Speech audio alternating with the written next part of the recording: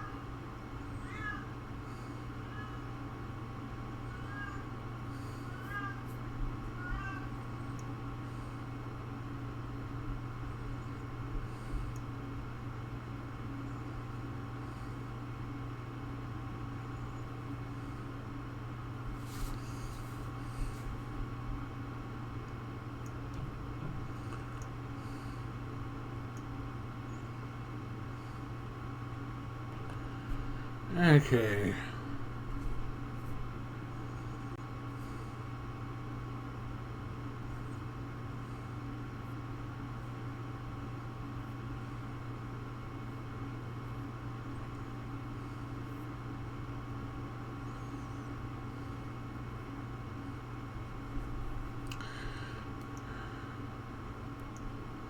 Just checking around here real quick.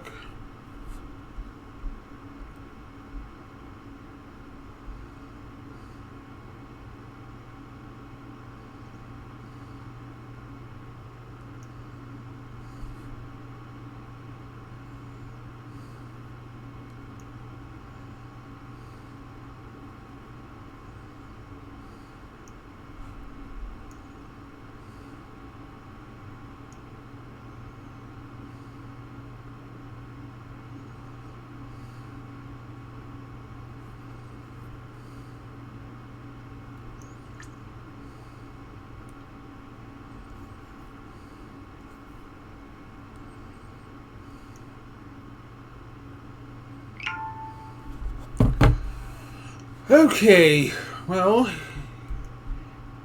we're live right now with getting ready to read some classic horror stories. I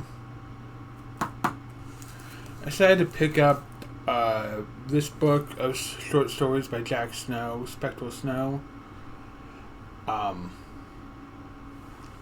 And also a number of books by Richard and Judy Dockery Young. So, yeah. This was a Saturday I had them on myself when I pulled them off. Like, favorite scary stories of American children. Ozark ghost stories. Scary story reader. And Ghost Stories from the American Southwest. There's a really good one here I want to read you guys. Alright. Richard and Judy. I know that Richard has died since putting these books out in more recent years. I don't know if Judy's still alive or not, but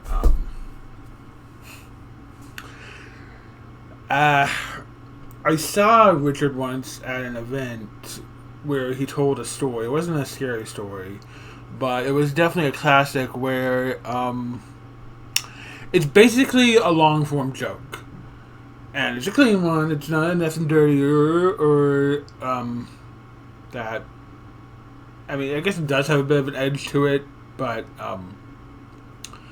it's a story of how a man asked his wife to cook, let's say, 2 chickens for him because it's 2 birds she was cooking for dinner, and because he's having a colleague or someone he respects over for dinner, and So he brings her these two chickens to cook for her dinner. So she gets them cooked, seasoned, and so perfectly. And she decides, you know what? I'm gonna try one. So she tries like a bit of a wing. So she tries like a wing, and she's like, "That tastes good, but now there's only one wing." So she pulls the wing off the other one, has that too, and and then she's like, I can't leave the other wings, right? That's just gonna look weird. And eventually she eats all the wings, all the drumsticks, and then finally she eats just both of the chickens all together. And now she's like, "Oh no, my husband's gonna get home, and I don't have any dinner now." And so her husband gets home, and she says, "Your guest came here, and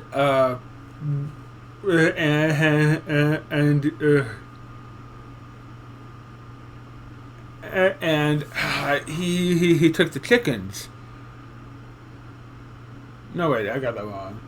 The guest actually gets there first, and she's all like, "Oh, my husband wants to cut your ears off."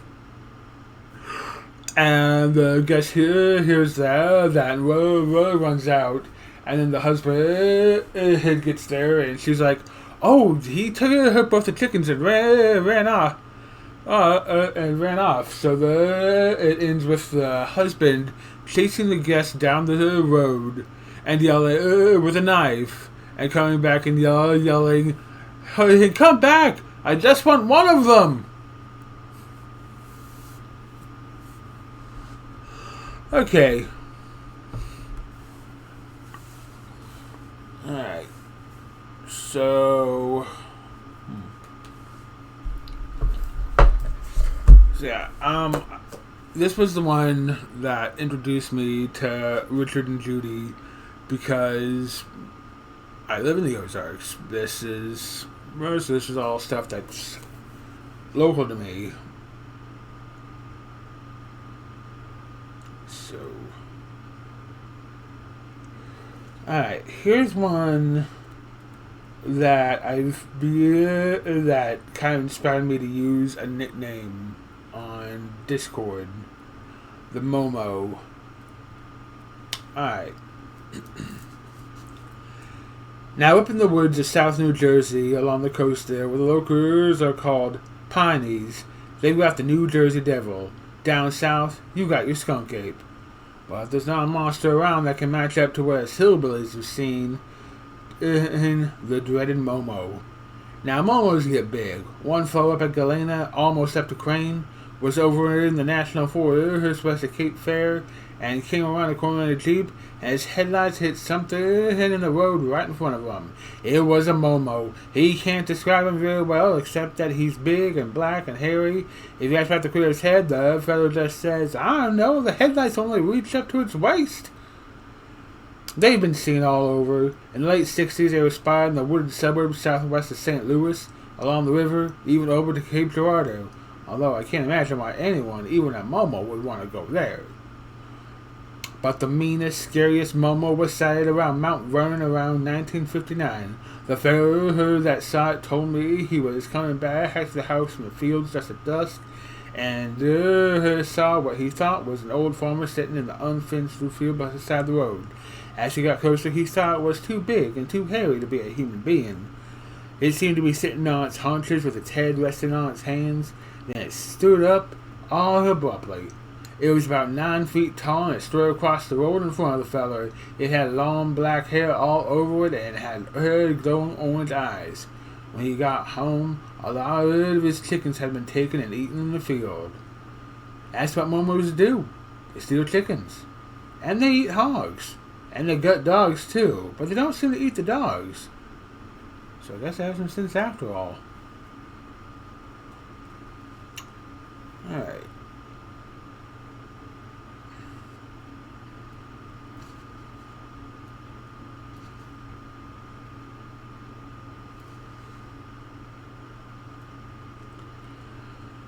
Whew. Alright, how about...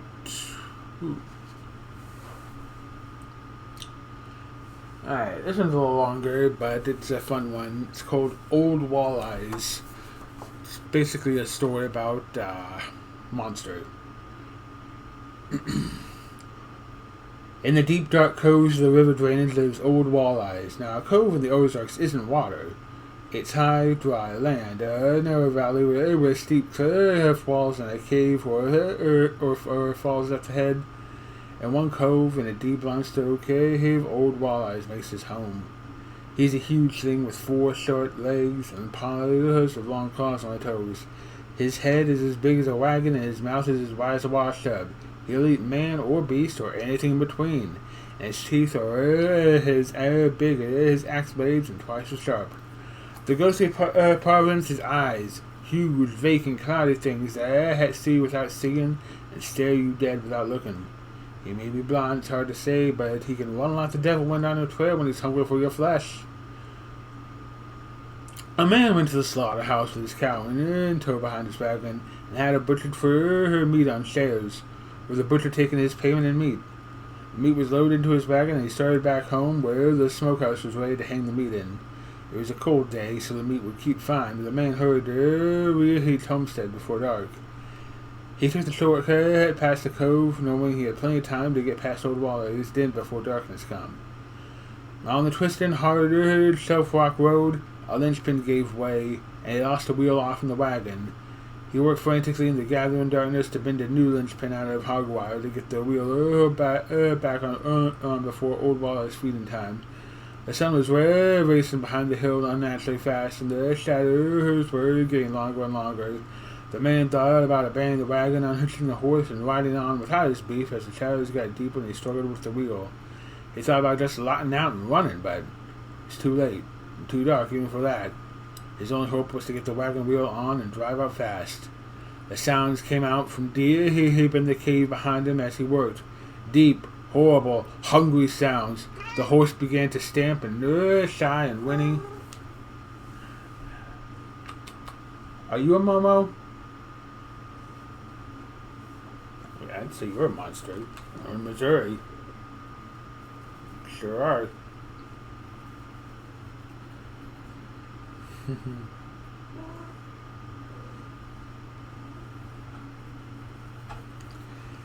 Alright. His only hope was to get the wagon wheel on and drive out fast. The sounds came out from deep in the cave behind him as he worked. Deep, horrible, hungry sounds. The horse began to stamp and shy and whinny. Old Walleyes was coming out. The man got the wheel onto the axle. He got the double down over hog wire through the pinhole. He bent the wire down and jumped onto the wagon seat. As he hit the reins, the horse bolted forward just as Old Walleyes put one huge claw onto the tailgate of the wagon. The wooden tailgate split into 100 pieces, but the horse pulled free, and the wagon was bouncing along the hard road as fast as a terrified horse could run. The road cut between some close trees, and the Old Walleyes could just push him aside and push him over with his huge front feet.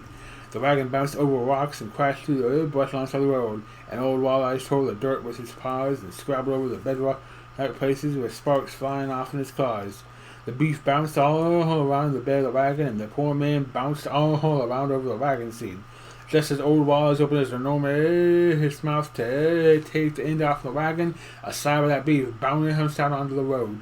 Old Walleyes stopped and sipped the slab, then downed 100 pounds of meat with one bloody gulp. The man and the horse got 30 yards ahead in the time it took Old Walleyes to eat the beef slab. But here he comes again, breaking through the timber, catching up to the wagon. His hot, rotten breath flew over the man as he got closer and closer, and the man turned and kicked another slab of beef out onto the road. Old Walleyes stopped and sniffed the meat and tore it apart rib from rib and swallowed it with a horrible crunch. The man thought he could hear his own ribs being crushed in that awful noise, and he screamed and drove the horse even faster than before. Old Walleyes was right up onto the wagon again, and the man kicked out the entire half of beef that was left. Old Walleyes stopped and sniffed and ate it down. Just then the wagon reached the ford over the creek, and the man ran the wagon over the ford at breakneck speed, throwing a plume of water 15 feet high into the air. On the far side of the creek, he turned the horse across the open field and headed for his house. Old Walleye skidded to a stop at the edge of the creek, his claws cutting grooves into the bedrock. He stood there with his cloudy eyes staring, beef blood pouring out in his mouth, sniffing the air for the horse and the man. Old Walleyes can't climb trees, and he can't crush running water. The man and his horse got home, but the wagon was never the same again. Are you Old Walleyes? You did take a whole side of meat to yourself, I'm sure.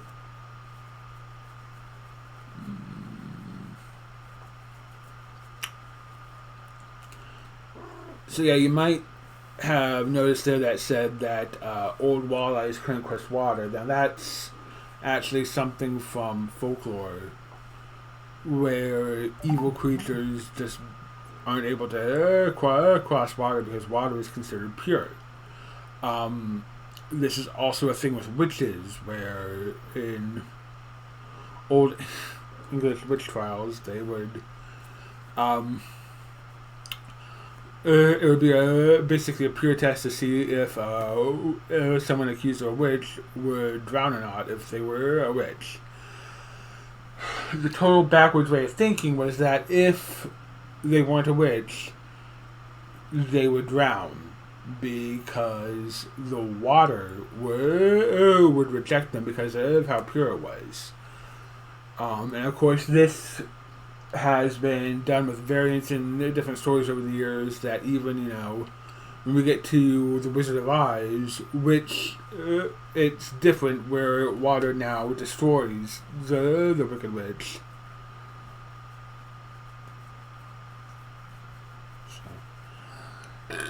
Alright, if you haven't seen my cat Susie before, this is her. Another big example from stories you might know is The Legend of Sleepy Hollow, where Ichabod believes that the Headless Horseman can't cross water. So when he crosses a church bridge, he believes he'll be safe. But then the Headless Horseman tosses his head at him, which, reading the story in context, in its full entirety, seems to suggest that it was actually Brom Bones pulling a prank with a pumpkin.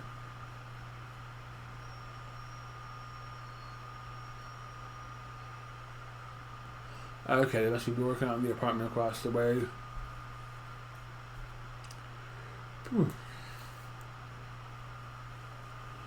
Alright, since we don't have any viewers, except for one. Let's see, what else do we got here?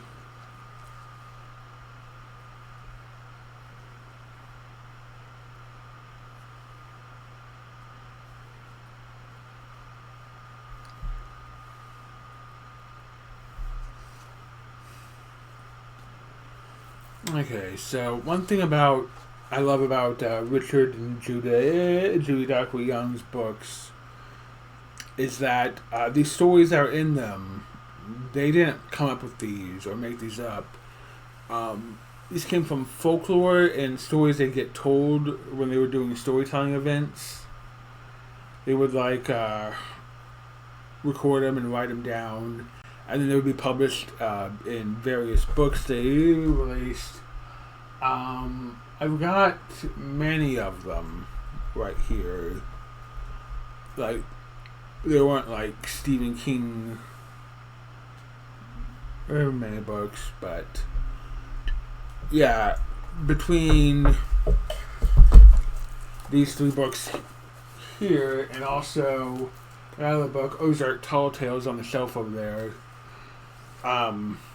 there's some crossover. For example, I think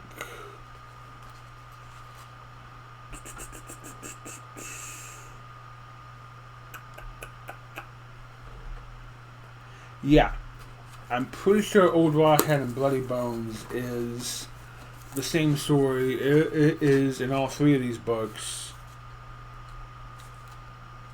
Yeah, and basically the exact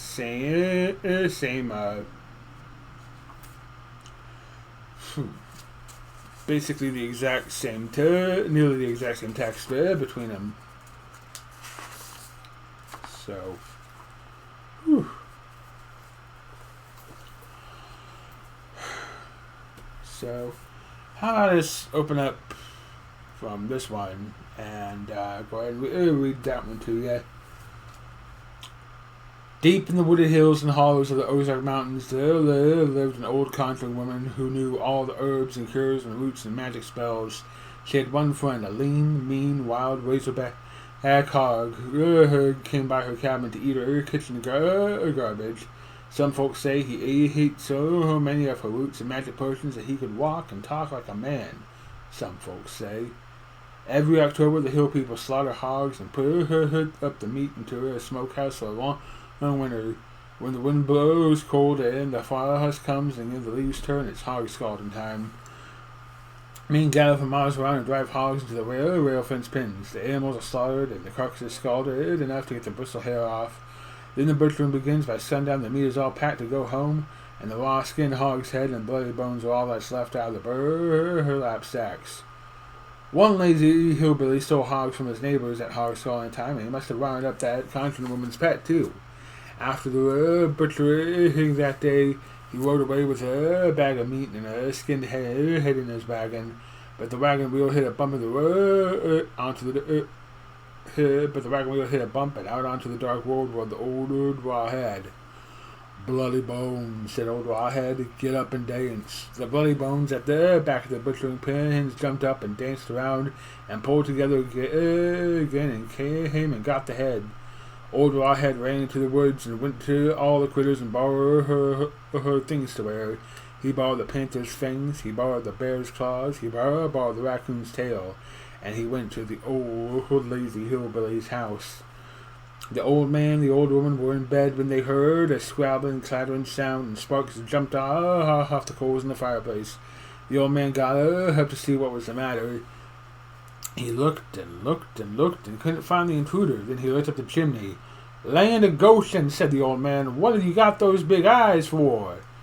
"To see your grave," said a deep, hollow voice up the chimney. The old man ran away. A minute later he came back and looked up the chimney again. "Land of Goshen," he said. "What have you got those great big claws for?" "To dig your grave," said the deep, dark voice. The old man ran away again. A few minutes later he came back and looked up the chimney again. "Land of Goshen," he said. "What have you got that big, bushy tail for?" "To sweep your grave," said the rumbling, rolling voice. The old man ran ahead of the bed and said, "Land of Goshen, what have you got those long, sharp teeth for?" "To eat you up," said old Rawhead. And he came down the chimney and carried off the lazy old thief and stole his horse. No one ever saw the old man again, but they saw old Rawhead wearing the old man's shirt and his overalls, riding that stolen horse and carrying his raw-skinned head high up against the full moon. And every Halloween, if the moon is full, they see old Rawhead with his eyes glowing like hot coals, running through the hills and hollows deep in the Ozark Mountains.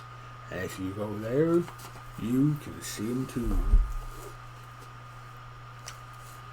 Okay.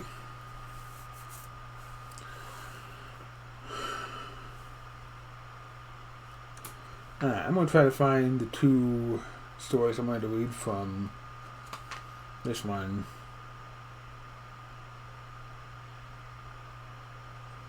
It was...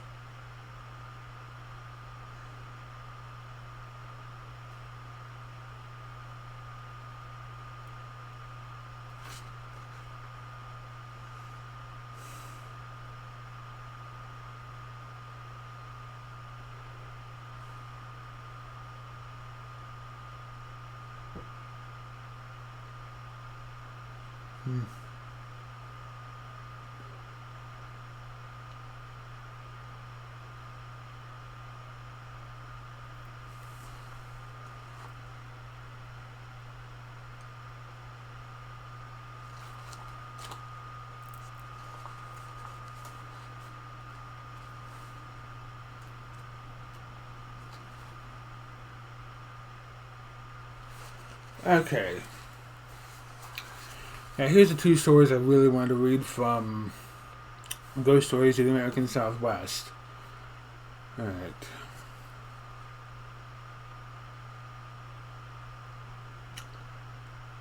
Sally Baker. Alright, and how about before then I really pull up the notes here.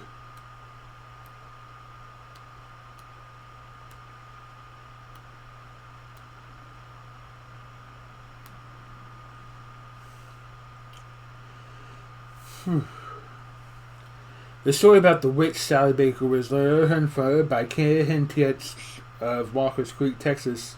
In his boyhood, he provided the myth and the postscript hip true story of his family's debunking of the myth on July 21st, 1990. Mr. Tietz believed the witch tale until he spoke with his father in the 1970s. As a writer in television and other media, Mr. Tietz poignant postscript gives his remarkable insight into the process by which commonplace events may be expanded to literature in proportions to the medium of their oral scary story. Mr. Tietz insisted that both the myth and his personal involvement be included fully consecutively to suggest that part of the folkloric process. So yeah, this is actually two stories from the book, but they're side by side for good reason. Give me a sec here. Sally Baker. I grew up in a small town in southwestern Arkansas, about 20 miles south of my home in Louisiana is the little town of Cotton Valley. When I was growing up, I would often hear stories about a woman who had once lived in Cotton Valley named Sally Baker. The story around that she had been a witch. All the people who lived around her held her in awe and terror. Children gathering blackbirds on the road where she lived would disappear mysteriously. Weird sights could be seen around her tumble-down house when the moon was full. She married 7 times, each time by casting a spell on the man, and murdered them all by poison, burying each one in the woods around her house. When she died, her evil was too strong to be bound by the walls of her grave. She was buried near the narrow dirt road that ran past her old home place, and the story went that if anyone was brave or foolish enough to go out there at night, and furthermore was so stout-hearted or stupid as to run up and push over her gravestone, a spirit, the ghost of one of her husbands, still under her thrall, would emerge from the thick woods, white and glowing, to drive away the intruder and set the stone back up again. I spoke with at least one person who swore he had seen it happen. Alright. The legend of Sally Baker is well known throughout the area I grew up in, and as I became old enough to drive and curious enough to wish to see such things for myself, I began to ask exactly where Sally Baker's grave was. One day I happened to mention from my father, and he said sort of grumpily, "There's nothing to that story. Sally Baker was just an old widow woman." I asked him how he knew that, and to my astonishment, he said that he had met Sally Baker himself. He and my mother had actually visited her in her house. I was taken aback. It was as if a maiden aunt had offhandedly mentioned that she used to date the Fruit Monster. I asked my father why he had never said anything about this before, and he replied, maddeningly, that he hadn't thought it was particularly important. It seems that one day in the late 1940s, my mother and father were my 2 older brothers, who were just toddlers then, were out for an afternoon drive. My mother wasn't sure, but thought that they might have gone down Sally Baker's road looking for an oil rig that a friend of my father's was working on. In any case, they came upon Sally Baker's house. It was a small farmhouse with a little fenced dooryard and a shed off to one side. The grounds around were weedy and grown up, and the place had an unkept look about it. Even then, there were stories about Sally Baker and her weird ways. It was said that she was crazy and dangerous. But my father was very matter-of-fact and not one to believe all the gossip he heard. So apparently, on a whim, they decided to pay a call on Sally Baker right then and there. Looking back, my mother thought that maybe the fact that they had 2 little boys with them got Sally Baker to come out. She normally did not talk to anybody except a niece who would bring her groceries to her and looking on her. But come out she did. Everyone introduced themselves. Sally took on about the children, and they had a nice little talk. Sally Baker was neither witch nor maniac, but merely an eccentric little old woman who was deathly afraid of people. She had indeed threatened children by picking blackberries, but the threats were inspired by a fear that children were going to do something to her. She ran my parents in, and they noticed that there was a hole cut to the ceiling in their front room. She explained that she was so frightened there all by herself that at night she would climb up into the loft and pull the ladder up after her. Before my father left, she showed them around the place. My brothers played with the goats. She showed my father a 1936 Ford in the shed, which had not been driven since her one husband had died years earlier of natural causes. Finally, they all said goodbye and went on their way. Not too many years after that, Sally Baker died and was buried there by her house. In the years that followed, the stories of her infamy grew and grew. I remember that when my parents told me all this, I was disappointed. The truth, I felt then, made a much less interesting story than the legend about a witch. Years later, when I was visiting home, I decided I would finally go and visit Sally Baker's grave. After asking around Cotton Valley, I got directions to it. The man who gave them to me chuckled about the whole thing. It seems that when his kids were teenagers, one of the big fun things to do was to drive 10 or 15 miles north to Spring Hill and find some poor sucker who didn't know any better and tell him the eerie story about Sally Baker's grave. They would then drive the unsuspecting victim out onto the gravesite, having first planted one of their friends out there with a sheet and a flashlight. After goading the out-of-towner to push over the gravestone, the ghost would emerge from the trees, moaning horribly, and the victim would usually react by screaming off down the road, telling all his friends a tale of horror, and creating more suckers for subsequent evenings of entertainment. I realized if I kept asking her around when I was younger, chances are I would have ended up out there as the main feature one dark night. My wife and I found the grave with no trouble, though it was far out into the lonely woods. It was near the road. There was no sign of where the house had been. There was a concrete slab covering the grave, and I don't know what the locals had the Spring Hill folks do now, as there was no gravestone there to knock it over. It had apparently been stolen. All around the grave, the ground was hacked down from foot traffic, and there were broken beer bottles and other trash. There were the remains of a bonfire, apparently from a scare party held on Halloween night, which had been hidden 3 or 4 days earlier. After all these years, I had finally found Sally Baker's grave, and all I could think about was the real woman buried there amid the trash and the beer bottles. That poor little old woman, so afraid of everyone that she hid in her loft at night. I wish I had brought her some flowers.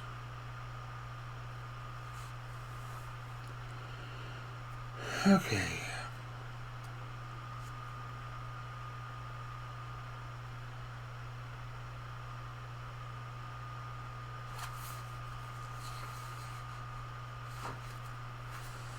Alright, so I've read a few stories from these.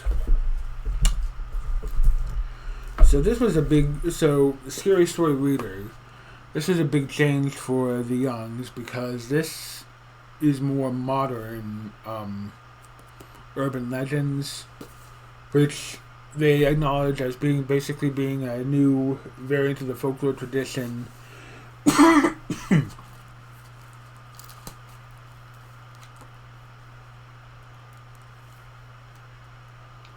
So,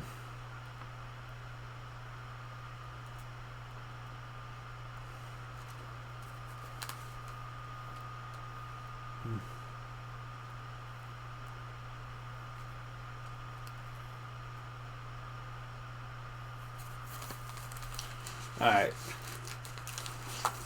Here's one that gave me the Willie. Here's one in a while. It's called The Little White Dog. There was an old woman who had no family, still living. Her only friend was a little white dog who went everywhere with her, with one exception. The dog loved the fireplace in winter, and after the old woman went to bed, he would sometimes go and lie in front of the warm coals. Usually, though, the dog slept at the very edge of her bed on a throw rug. The woman wouldn't allow the dog on the bed with her, but if she became frightened or had a nightmare, she would put her hand down to the little white dog, and he would lick it reassuringly. One night, the old woman was reading her newspaper just before going to sleep. She shivered and pulled the comforter up around her as she read that a mental patient had wandered off from a nearby hospital. No one knew if the patient was dangerous or not. He was a suspect in the murders of several women who had lived alone. The woman turned out the lights and tried to sleep, but she was frightened and tossed and turned fitfully. Finally, she reached down to where the little white dog slept. Sure enough, a warm, wet tongue began to lick her hand. The woman felt reassured and safe, and left her hand dangling off the bed, and she turned and sat uncomfortably. She opened her eyes for a moment, and a little looked through the open door into the living room. There, in front of the fireplace, sat her little white dog, gazing at the coals and wagging its tail. And down beside the bed, something was still licking her hand. And there's an illustration for the story.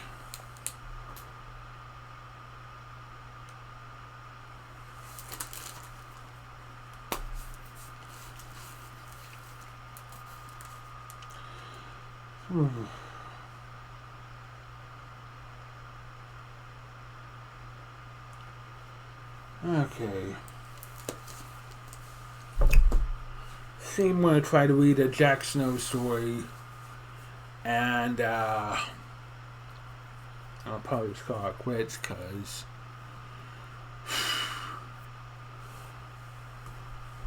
frankly, I don't think I'm going to be doing a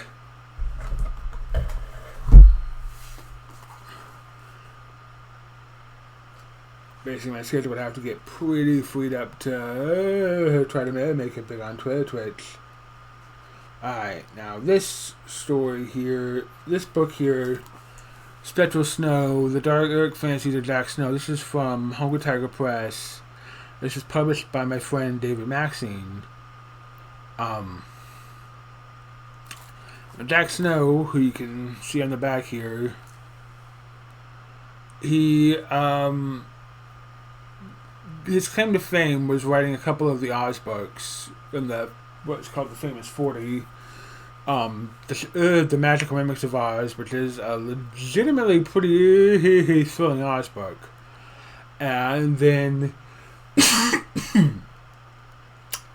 The Shaggy Man of Oz, which is quite a bit lighter, but you know.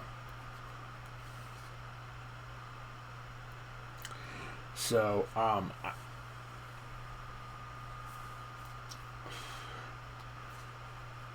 they don't mention here what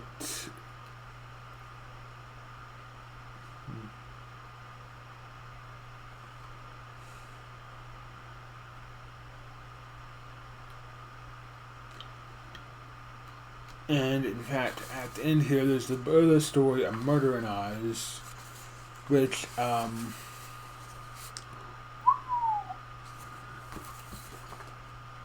it's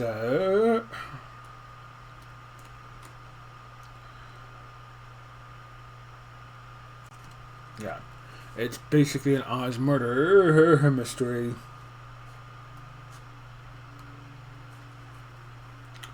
Alright, the story I want to read you is called Midnight. Take a look here. Whew.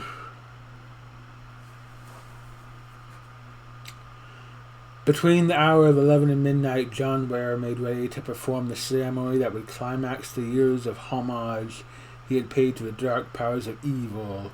Tonight he would become a part of that essence of dread that roams the night hours. At the last stroke of midnight, his consciousness would leave his body, and unite with that which shuns the light and is all depravity and evil. Then he would roam the world with this midnight elemental, and for 1 hour savor all the evil that this alien being is capable of inspiring in human souls. John Ware had lived so long among the shadows of evil that his mind had become tainted, and through the channel of his thoughts his soul had been corrupted by the poison of the dark powers with which he consorted. There was scarcely a forbidden book of shocking ceremonies and nameless teachings that Ware had not consulted and pored over in the long hours of the night. When certain garden books he desired were unobtainable, he had shown no hesitation in stealing them. Nor had Ware stopped with the mere reading and studying of these books. He descended to the ultimate depths and put into practice the ceremonies, rites, and black sorceries that stained the pages of the volumes. Often these practices had required human blood and human lives, and here again, Ware had not hesitated. He had long ago lost count of the number of innocent persons who had mysteriously vanished from the face of the earth, victims of his insatiable craving for knowledge of the evil that dwells in the dark, furtively, where the perils of light are out there nadir. John Ware had traveled to all the strange and little-known parts of the earth. He had tricked and wormed secrets out of priests and dignitaries of ancient cults and religions of whose existence the world of claimed that has no inkling. Africa, the West Indies, Tibet, China, Ware knew them all, and here they held no secret whose knowledge he had not violated. By devious means, Ware had secured admission to certain private institutions and homes behind whose facades were confined individuals who were not mad in the outright sense of the everyday definition of the word, but who, given their freedom, were loose nightmare horror on the world. Some of these prisoners were so curiously shaped and formed that they had been hidden away since childhood. A number of instances of vocal organs were so alien that the sounds they uttered could not have been considered human. Nevertheless, John Ware had been heard to converse with them. In John Ware's chamber stood an ancient clock, tall as a human being and abhorrently fashioned from a yellow-aged ivory. Its head was that of a woman in an advanced state of dissolution. Around the skull, from which shreds of ivory flesh hung, were Roman numerals marked by two death's head beetles, which, engineered by intricate machinery in the clock, crawled slowly around the perimeter of the skull to mark the hours. Nor did this clock take as an ordinary clock. Deep in its woman's bosom sounded a dull, regular thud, disturbingly similar to the beating of a human heart. The malevolent creation of an unknown sorcerer of the dim past, this eerie clock had been the property of a succession of warlocks, alchemists, and wizards, Satanists, and devotees to the forbidden arts. Each of them had invested the clock with something of his own evil existence, so that a dark and revolting nimbus hung about it, and it seemed to exude a loathsome animus from its repellently human form. It was to this clock that John Ware addressed himself at the first stroke of midnight. The clock did not announce the hour in the fashion of the other clocks. During the hour, its ticking sounded faint and dull, scarcely indistinguishable from above ordinary sounds. By each hour, the ticking noise rose to a muffled thud, sounding like a human heartbeat heard through a stethoscope. Of these ominous thuds that marked the hours, seeming to intimate that each beat of the human heart narrows much more than the span of mortal life. Now the clock sounded the midnight hour. Thud, thud, thud. Before it stood John Ware, his body traced with cabalistic markings in black pigment, which he had prepared according to an ancient and noxious formula. As the clock struck out the midnight hour, John Ware repeated an incantation, for which, had it not been for his devouring passion for evil, would have caused even him to shudder at the mere sounds of the contorted vowels. To his mouthing of the unhuman phrases, he performed a pattern of motions with his body and limbs which was an unearthly grotesquerie of a dance. Thud, thud, thud. The beat sounded for the 12th time, and then subsided to a dull, muffled murmur which was barely audible in the silence of the chamber. The body of John Ware sank to the thick rug and lay motionless. The spirit was gone from it. At the last stroke of the hour of midnight, it had fled. With a great thrill of exultation, John Ware found himself outside in the night. He had succeeded. That which he had summoned had accepted him. Now, for the next hour, he would feast to his fill on unholy evil. Ware was conscious that he was not alone as he moved effortlessly through the night air. He was accompanied by a being which he perceived only as an amorphous darkness, a darkness that was deeper and more absolute than the inky night, a darkness that was a vacuum or blank in the color spectrum. Ware found himself plunging slowly earthward. The walls were building. He flashed past him, and an instant later he was in a sumptuously furnished living room, where stood a man and woman. Ware felt a strong bond between himself and the woman. Her thoughts were his, and he felt as she did. A wave of terror was enveloping him, flowing to him from the woman, and the man standing before her held a revolver in his hand. He was about to pull the trigger. John Ware lived through an agony of fear in those few moments that the helpless woman cringed before the man. Then a shapeless darkness settled over the man. His eyes glazed dully. Like an automaton, he pressed the trigger, and the bullet hit crashed into the woman's heart. John Ware died as she died. Once again, Ware was soaring through the night heat, the black being close at his side. He was shaken by the experience. What could it mean?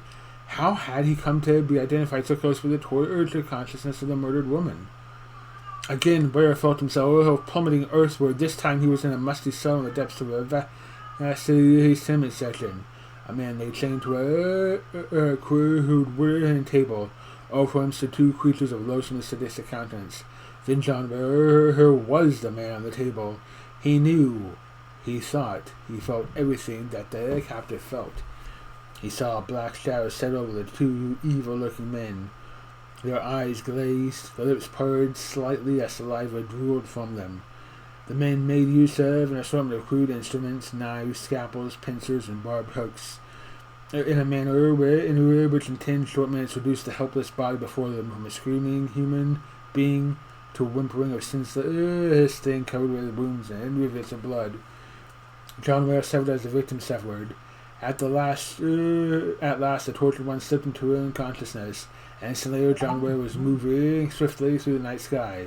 At his side was a black being. It had been terrible.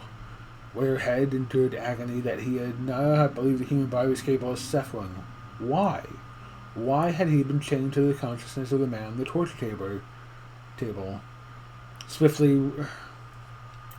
Why had he been chained to the consciousness of the man on the torture table?